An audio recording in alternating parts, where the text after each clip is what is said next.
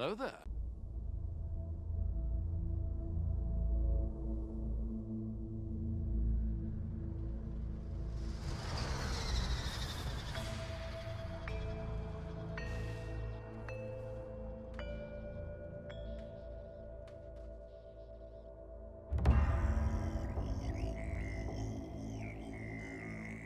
Show me the one whose safety deemed such destruction. You must reunite it with its own kind. Where? This you must determine. The songs of eons past tell of battles between Mandalore the Great and an order of sorcerers called Jedi. You expect me to search the galaxy and deliver this creature to a race of enemy sorcerers? This is the way.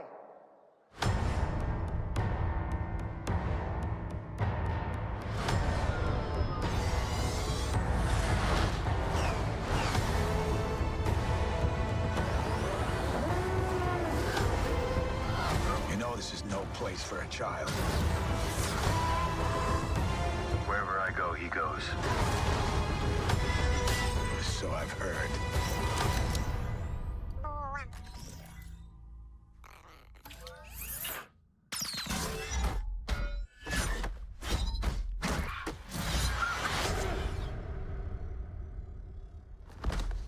This is the way. Less than a month until the release of Season 2 of The Mandalorian, and this trailer already promises an interesting second season to the popular show. Just a spoiler warning before we get into the breakdown, there are references to other aspects of Star Wars. We open up as the Razor Crest floats by an unknown planet. It's a beaten up mess and it's barely functioning.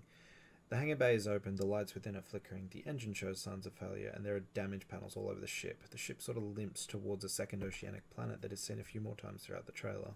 We'll talk about that soon.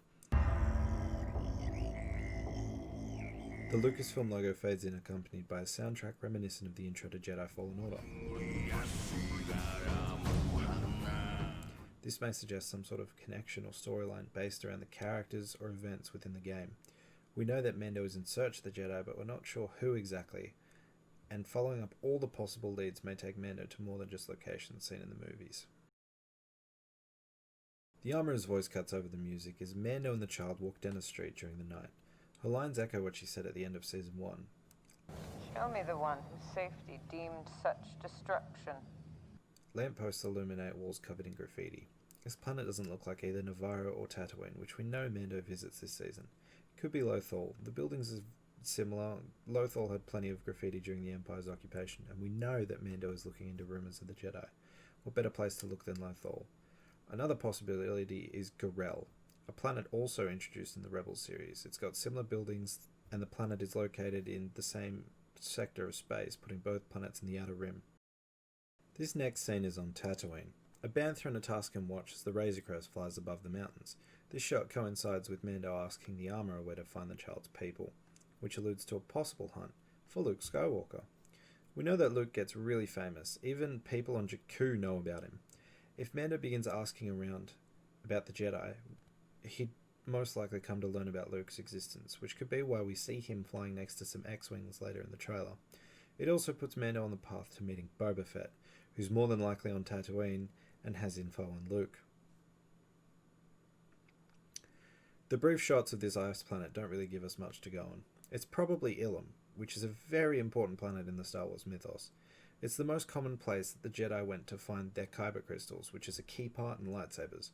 It's the planet that the Empire mined Kyber from in order to power the Death Star laser beam, and it's also the planet that was turned into a system-destroying weapon by the First Order.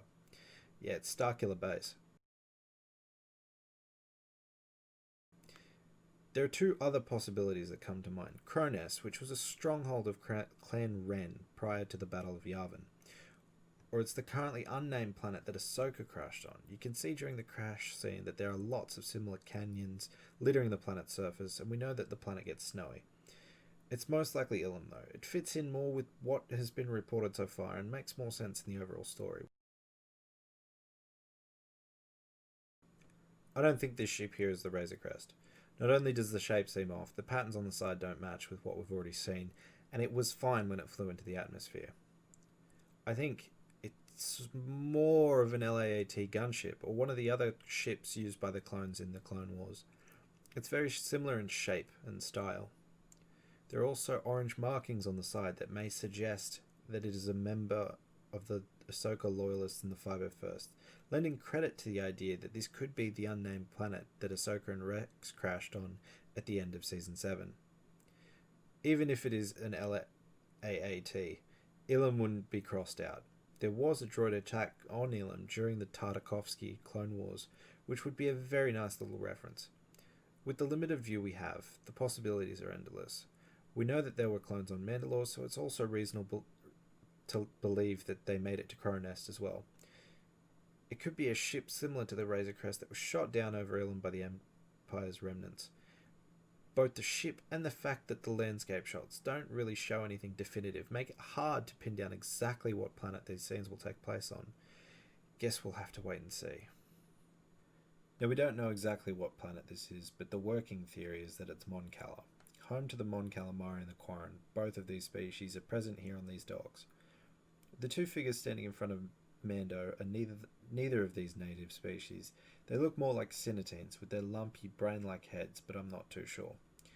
There are a few other possible planets. I'm 90% sure this is Mon Cala, but most of the Mon Calamari cities are built underwater, and the few that are on the surface have a completely different design. They're more majestic than what's shown in the trailer here. The brief look we get in Season 4 of the Clone Wars, Water War, shows a different angle on two very similar planets, though the one that looks like Mon Cala appears to have a large land mass, one not present in the angle from this trailer. In the Vader comics, Mon Calamari gets bombarded by the Empire for rebel sympathies and the presence of a Jedi on their planet. This may have led to a different, more practical style of building shown in this trailer. There is also a slight possibility it's Kamino, and I'm only mentioning this because of the Doctor in Season 1. But if the Empire took Kamino from the Kaminoans, and in this point in the timeline the Empire is only a remnant, it's possible the New Republic has given Kamino to the Quarrens and the Mon Calamari after the Empire's devastating attack on their home planet. When the armorer says Jedi, the camera focuses in on Sasha Banks' new character, who is yet to be confirmed. She obviously has some connection to the Jedi, whether it's because she is one or if she's in contact with one cannot be confirmed from the brief seconds you see her before she's gone. The rumour is that she's playing Sabine Wren, who would be travelling around with Ahsoka Tano at this point in time. We were supposed to see Ahsoka in this trailer, but nada. I personally want to see Sabine in her armour, and I feel like a character would be, given the show's emphasis on the way. Although she might have missed that massive change in her culture, seeing as she was on Lothal during the period of the original trilogy. She might be wearing it under the robe. Her Beskar armor doesn't seem as bulky as some of the others, but I don't think so. The robe seems much more Jedi-like, and Mandalorian robes are normally much shorter and less constricting. And if she's beholden by the way, she'll keep her armor on, unless she's more liberal with the rules or perhaps undercover. It's possible that this new character may be a member of Luke's new Jedi Order, as she seems much too young to be a Jedi from prior to Order 66. As Din says sorcerers, she disappears, which seems more Jedi than Mandalorian, and is another reason why I don't really think she's playing Sabine. A bunch of quick scenes occur, showing Din and the child on a boat with more Quarrens, the Razor Crest flanked by two X-Wings that fold into attack positions, escorting more than dogfighting. There were no shots fired.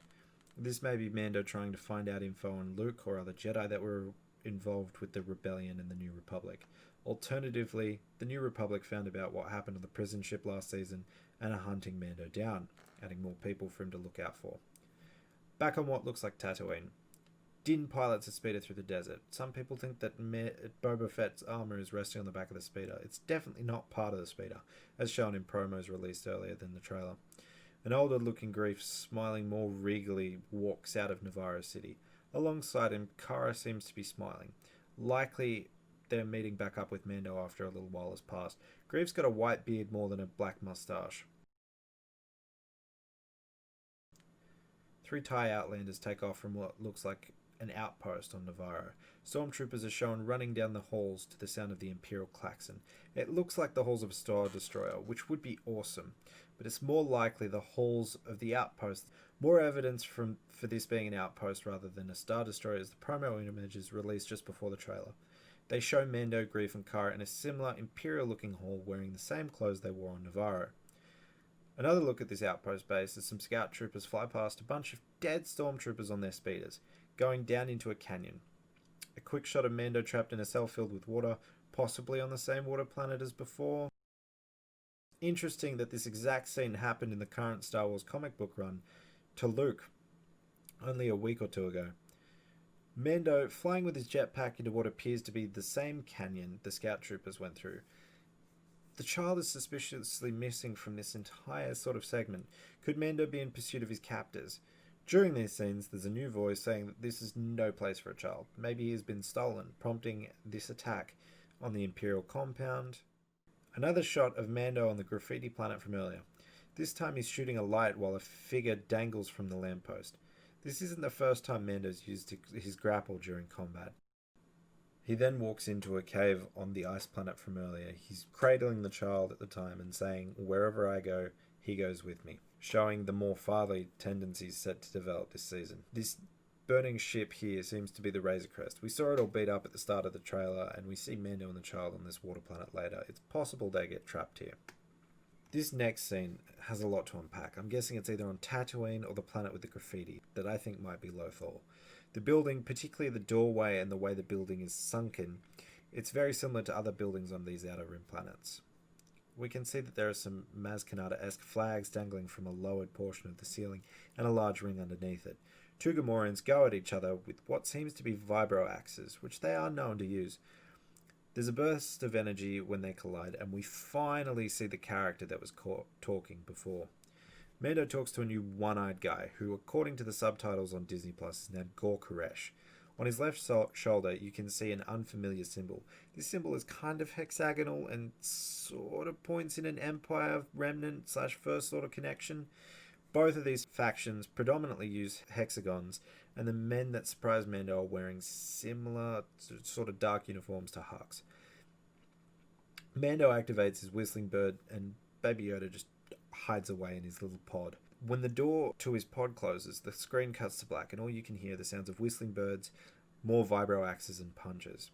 When everything comes back, Mando is in the midst of putting a Zabrak on the floor with his vibro knife. In the background, everyone's obviously cleared out, and Mando turns to, I'm guessing, Gor, and says this is the way, finishing the trailer and perhaps making Gor just absolutely terrified. Thanks for watching. As you can probably tell, I'm entirely new to this. I've been tossing up joining the YouTube game for a while now and just decided to jump right in with the Mandalorian Season 2 trailer.